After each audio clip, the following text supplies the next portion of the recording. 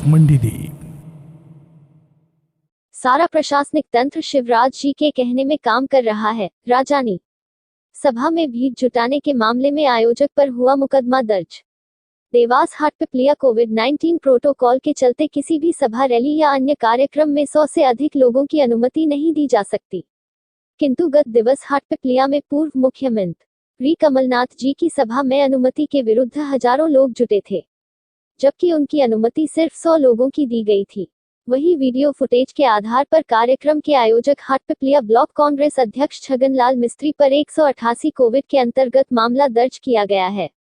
इस मामले को लेकर आज देवास शहर कांग्रेस अध्यक्ष मनोज राजानी के द्वारा देवास कलेक्टर को ज्ञापन देने पहुंचे। जहां पर कोई ज्ञापन लेने को मौजूद नहीं मिला तो राजानी कार्यकर्ताओं के साथ कलेक्ट्रेट में बैठकर धरना शुरू कर दिया।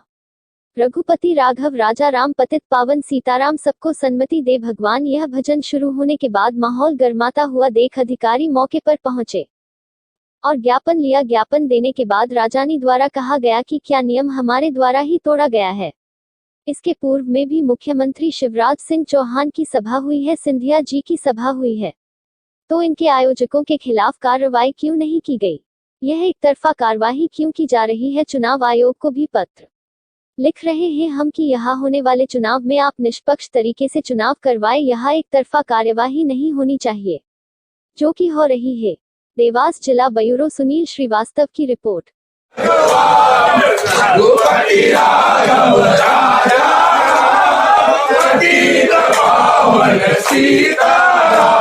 शासन द्वारा हाटपिपलिया उपचुनाव को देखते हुए लगातार कांग्रेस के कार्यकर्ताओं को प्रताड़ित किया जा रहा है।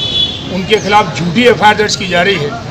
माननीय कमलनाथ जी पधारे थे हाटपिपलिया में, उस कार्यक्रम के लिए भी एफआईआर दर्ज कर दी गई। मैं पूछना चाहता हूं आज पत्रकार साथियों के माध्यम से, क्या इसके पहले माननीय शिवराज सिंह जी की सभा नहीं हुई? क्या इससे पहले माननीय सिंधिया जी की सभा नहीं हुई? या और माननीय अतिथिगण जो भारतीय जनता पार्टी के अन्य पार्टियों के नेताओं की सभा नहीं हुई? 188 का जो मुकदमा लगाया गया वो कोविड को देखते हुए लगाया गया है। कोविड-19 क्या पहले नहीं था? सारी प्रशासनिक तंत्र यह चुनाव आयोग के निर्देशन पे काम नहीं कर रहा है, माननीय शिवराज सिंह जी के कहने पे काम कर रहा है।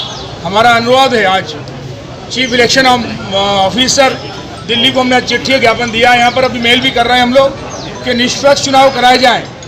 अगर कोई कानून का उल्लंघन एक पक्ष करता है उसके खिलाफ भी कार्रवाई हो, दूसरा पक्ष करता है तो उसके खिलाफ भी कार्रवाई होना चाहिए। चुनाव निष्पक्ष तभी हो पाएंगे जब आप सबको एक समान देखेंगे, आंखें आपकी समान दृष्टि से काम करेगी। यहाँ तो भेदभाव रखा जाता है, क्या भाजपा क्या कांग्रेस। मैं पूछना चाहता हूँ आपसे, क्या भारतीय जनता पार्टी कोई कानून नहीं तोड़ा? कितनी बार एफआईआर दर्ज हो गई?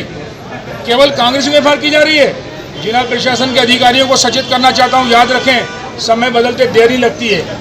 इस तरह के रवैये से आपकी विश्वसनीयता कम होती है। आपकी जिम्मेदारी है कि निष्पक्ष चुनाव होना चाहिए।